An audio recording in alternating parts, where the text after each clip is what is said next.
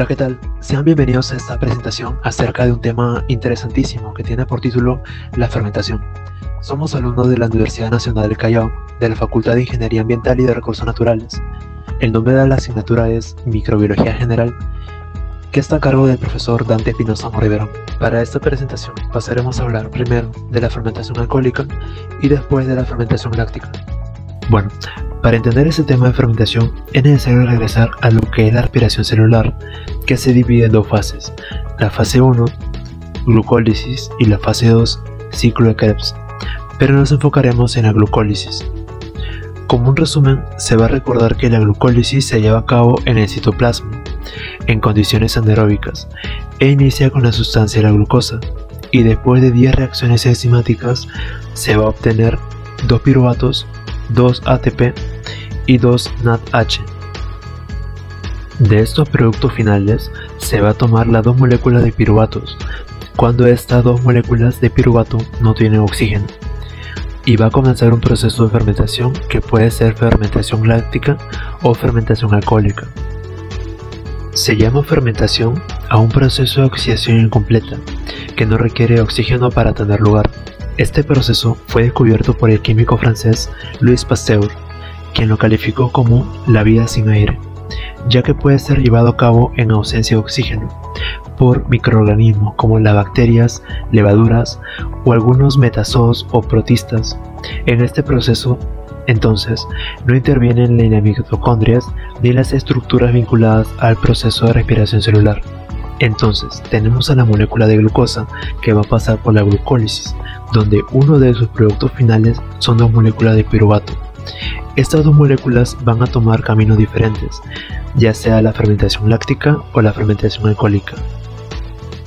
La fermentación alcohólica también es denominada como fermentación del etanol o fermentación etílica.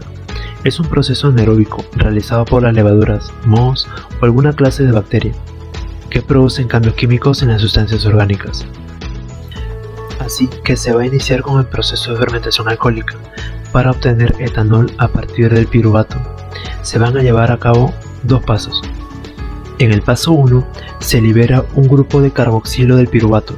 Este va a ser soltado en forma de dióxido de carbono, dejando así una molécula de 2 carbonos llamada acetaldehído. En el paso 2, el NADH pasa sus electrones al acetaldehído que fue producido anteriormente, con lo cual se produce el etanol, y además regresa el NAD+, que es necesario para mantener la glucólisis y en consecuencia el suministro del piruvato. A continuación, se presenta la ecuación química neta en la producción de etanol a partir de una molécula de glucosa. Se logra ver que la glucosa reacciona y produce etanol y dióxido de carbono. Las principales responsables de esta transformación son las levaduras. La Saccharomyces cerevisiae es la especie de levadura usada con más frecuencia. Es una levadura heterótrofa que obtiene la energía a partir de la glucosa y tiene una elevada capacidad fermentativa. Existen estudios para producir alcohol con otros hongos y bacterias. Sea el caso de la Simomonas mobilis, que es un bacilo gram negativo, móvil, no esporulado, aislado de bebidas alcohólicas en todo el mundo y en muchos jugos de fermentación obtenidos de plantas diversas, tanto como la palma, el azúcar de caña, peras, manzanas, etc. Pasando a hablar de los productos derivados de la fermentación alcohólica. En primer lugar, vinos y sidras. En la obtención de vinos y sidras, el sustrato de la fermentación alcohólica son glucosa y fructosa. En el segundo lugar tenemos las cervezas. En el caso de la cerveza, las materias primas, además de lúpulo y agua, son malta y otros cereales. Por lo tanto, en este caso, el sustrato lo constituyen la maltosa y la maltotriosa. Podemos diferenciar así la Saccharomyces cerevisiae y la Saccharomyces uvarum. En tercer lugar tenemos a las bebidas destiladas. Las bebidas destiladas aparecieron con el alambique. El fundamento de su proceso de elaboración es la diferente riqueza en sustancias volátiles entre la fase líquida y vapor de un producto calentado, lo que permite recoger el alcohol y los compuestos aromáticos de los productos vegetales y fermentados. En cuarto lugar tenemos a los productos de panadería. Las fermentaciones tradicionales del pan se llevaban a cabo por los microorganismos presentes en la harina.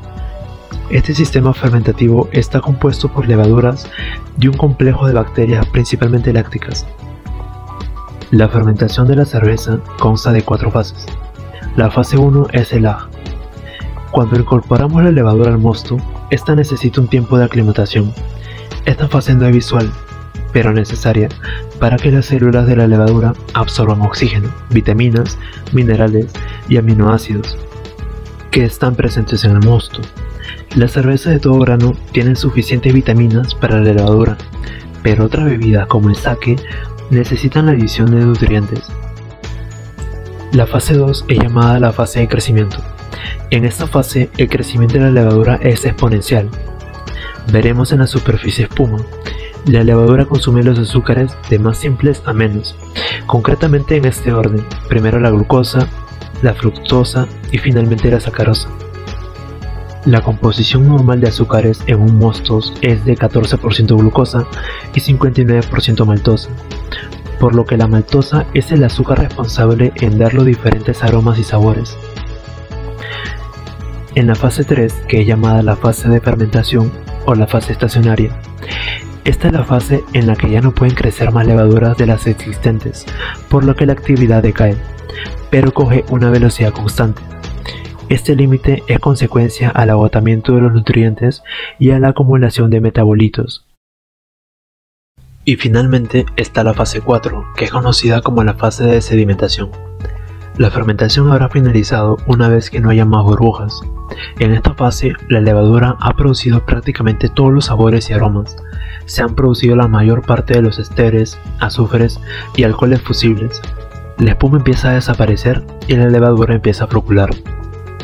Y finalmente, para cerrar la presentación, se procederá a realizar un experimento acerca de la fermentación alcohólica.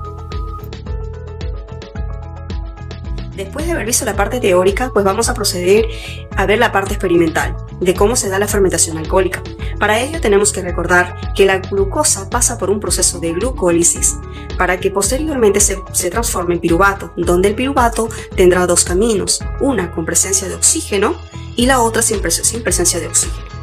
Para este último sabemos que es un proceso anaeróbico y se va a dar la descarboxilación, en este caso del CO2, donde este piruvato posteriormente se va a transformar en acetaldehído. Conjuntamente la reacción con la levadura, que en este caso tiene a nuestra bacteria Saccharomyces cerevisiae, se va a hacer la producción de etanol. Vamos a mencionar los ingredientes necesarios para este proceso. Vamos a necesitar naranja, que después de ser exprimida, correcto, lo vamos a tener aquí el zumo en un recipiente totalmente cerrado. Aquí se ha adherido una manguera para hacer el recogimiento posterior del CO2. Pero no vamos a utilizar solo el zumo, necesitamos de nuestra bacteria. Para ello vamos a contar con la ayuda de la panela, que también nos va a proporcionar estos carbohidratos y va a acelerar en este caso nuestro proceso. Aquí vamos a tener nosotros a la levadura Saccharomyces cerevisiae. Todo ello se va a disolver en un vaso de agua tibia, aproximadamente entre 30 a 40 grados centígrados. No permitir que esta temperatura sea mayor, ya que puede en este caso eliminar a nuestra bacteria. Entonces vamos a incorporarle lo que es la levadura, que ya ha sido mezclado en este caso con agua, y también vamos a añadirle lo que es la panela, que va a apoyar para la reacción. ¿Correcto? A ver, vamos a observar qué sucede.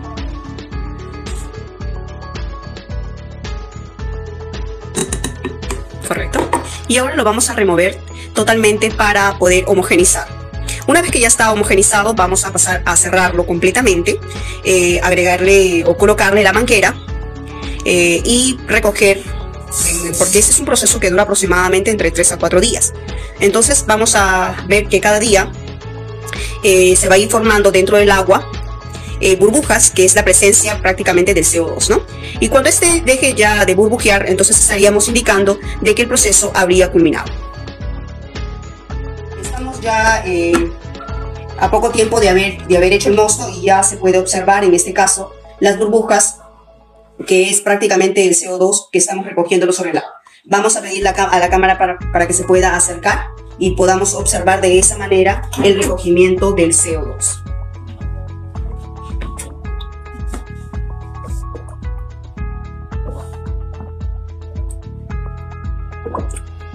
Bueno, ahí se está observando las burbujas del CO2 que se recoge en agua para de esa manera evitar que el oxígeno pueda ingresar. En nuestro siguiente video va a ser el recogimiento del alcohol, porque eso todavía tiene que madurar alrededor de 3 a 4 días, y ya en la última parte vamos a observar el recogimiento del alcohol casero, ¿no? Voy a tener que armar todo el sistema y para poder observarlo con mayor detalle. Gracias. Bueno, continuando con esa última parte, pues lo que he tratado de conseguir es un recipiente, ¿no?, que pueda, en este caso, estar totalmente cubierto, de tal manera que ese también va a permitir que pueda cubrir y no pueda escaparse, en este caso, el alcohol que pensamos recoger, y acá también de todas maneras va a cubrir. Yo lo que voy a hacer aquí, como están observando, es esta manguera, se va a adherir fuertemente, se adhiere a este orificio para que no haya escape, en este caso, del alcohol. Acá tengo un recipiente, es una botella de plástico, a la cual tenemos dentro de ella hielo. No sé si se puede apreciar, tenemos el hielo, correcto, porque él va a actuar como un refrigerante.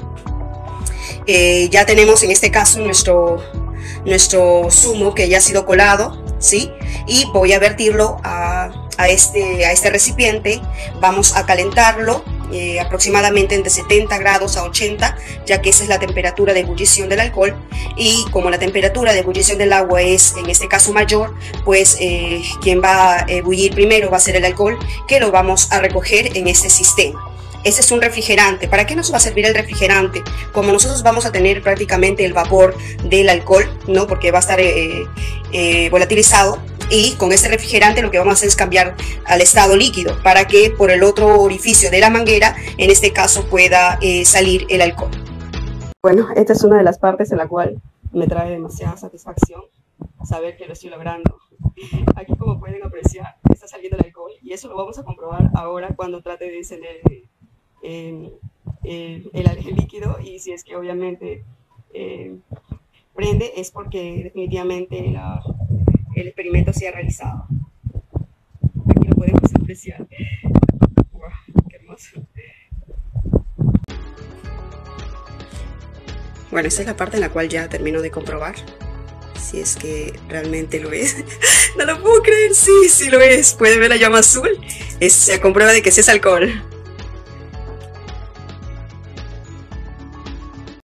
A continuación, veremos detalles sobre la fermentación láctica. En la fermentación láctica tenemos como antecedentes a Carl Wilhelm, que fue un químico sueco, que en 1780 refina lo que sería el ácido láctico a partir de la leche agria. Posteriormente vamos a tener a Louis Pasteur, que fue un químico francés, y este en 1856 descubrió el lactobacillus y su rol en la producción de ácido láctico. También vamos a tener la compañía alemana Boehringer Ingelheim, que en 1895 comenzó a producir ácido láctico comercialmente. Para lo que sería en el mercado actual, la producción mundial alcanzó las 265.000 toneladas con un crecimiento anual del 15%. Las bacterias acidolácticas son microorganismos que tienen diversas aplicaciones, siendo una de las principales lo que es la fermentación de alimentos, que serían la leche, la carne y vegetales. Estos se van a utilizar para obtener productos como yogur, quesos, encurtidos, embutidos, entre otros. Van a contribuir con la bioconservación de los alimentos y van a ayudar a extender lo que es la vida útil de estos. Las bacterias también van a constituir un grupo heterogéneo de microorganismos que se caracterizan por la producción de ácido láctico. Entre algunas de las especies tenemos lo que es el Pediococcus, el Lactobacillus, el Leuconostoc, el Streptococcus. Por otro lado tenemos la clasificación de bacterias acidolácticas. Orla Jensen fue un químico danés. Se encargó de clasificar las bacterias acidolácticas de acuerdo a las características bioquímicas. Tenemos el grupo de bacterias homofermentativas que producen ácido láctico y el grupo de las heterofermentativas que van a producir etanol y CO2, además de lo que es el ácido láctico. Adicionalmente, estas también se pueden dividir de acuerdo a sus características fermentativas, como sería el caso de las homofermentativas estrictas, que solo pueden fermentar hexosas por la glucólisis, mientras que las heterofermentativas estrictas usan la vía 6-fosfoglucanato fosfacetolasa. Entre los principales materiales que se utilizan para la producción de ácido láctico tenemos el lignocelulósicos, los amiláceos, el lactoseuro y la melasa. En el caso de la lignocelulósicos, estos consisten en celulosa, hemicelulosa y lignina.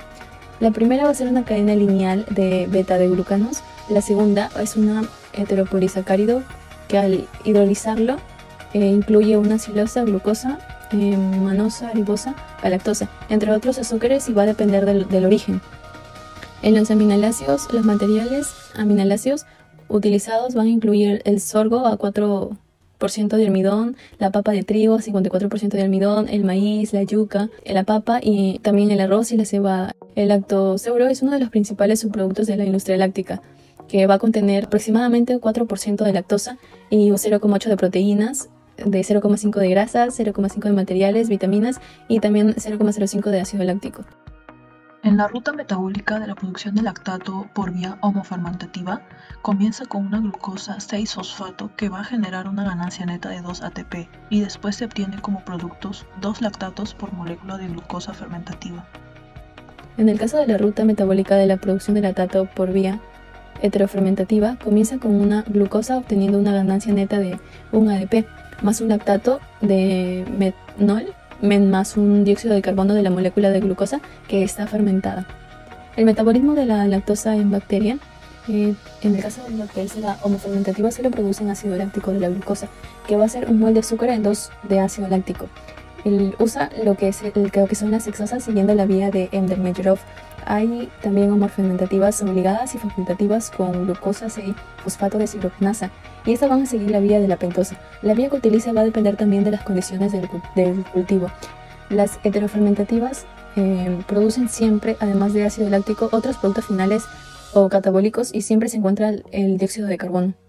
En esta fermentación láctica también va a estar presente en lo que es las hexosas, como la glucosa, fructosa, galactosa, y también en las pentosas como la arabinosa, la silosa, la ribosa o la rhamnosa. En el caso del metabolismo de las hexosas, se va a explicar a través de 3 vías metabólicas que fueron descritas por Kandel en 1983. La primera es de las bacterias Lactobacillus, que son netamente homofermentativas, ya que producen solo lactato. Específicamente hay 2 ejemplos: el Streptococcus epidiococcus, que degradan la fructosa 1,6-difosfato y al 12 en trisofosfato, que esos van a ser convertidos en lactato. La segunda ruta metabólica tenemos las heterofermentativas, ya que el género Lactobacillus en condiciones aeróbicas van a formar ácido láctico, acético y acetoinina y peróxido de hidrógeno. En nuestra tercera ruta es la del género netamente heterofermentativa, ya que el producto final es una mezcla equimolar de lactato, dióxido de carbono y etanol. Luego tenemos lo que es el metabolismo de las pentosas. Una característica es que en este metabolismo es innecesario el sistema de la glucosa 6-fosfato deshidrogenasa y no se produce dióxido de carbono. Aquí el único NAD+ que se produce en la oxidación es en la oxidación del fosforogliceraldehído, se reoxida en la formación de lactato. En lo que es la fermentación láctica de malato y tartato, en el caso del ácido malático es un sustrato común en las bacterias y tienen una importancia en la industria del vino. Es el principal componente del zumo de uva, el cual se convierte en ácido láctico y CO2, reduciendo la acidez y va a mejorar lo que es las cualidades organolépticas. Para lo siguiente vamos a tener la Plantarum sin lactato deshidrogenasa, que se va a obtener el lactato y el CO2 a partir del malato. Y lo que sería en la segunda etapa también va a aparecer un piruvato en la obtención del lactato. Como se puede ver, el malato se va a deshidrogenar y va a aparecer un oxalacetato. El oxalacetato se descarboxila haciendo aparecer el piruvato, y en lo que sería en la formación directa no se observa la presencia del piruvato. Al igual que en el malato, en el caso del metabolismo para el tartrato, este va a ser un sustrato para muchas bacterias lácticas, lo cual también tiene cierto papel en la fabricación del vino. La formación del acetato tendría lugar a través de lo que es el acetil coenzima A con una producción de NAD más H. En la reacción se va a observar que a partir de el tartato se va a obtener 2 lactatos y 2 acetatos. En la tecnología asociada a los fermentados lácticos, probióticos y prebióticos, tenemos en el caso de lo que es los prebióticos ingredientes alimentarios no digeribles oligosacáridos o poli, que llevan al colon y sirven de sustrato y van a originar energía, metabolismos y macronutrientes que simulan el crecimiento de especies beneficiosas. Y en el caso de lo que es los probióticos, van a tener ingredientes funcionales, y estos son microorganismos vivos que benefician a la salud del huésped en cantidades adecuadas. En los probióticos se han validado para aumentar el sistema inmune, y también van a generar sinergia con los microorganismos probióticos.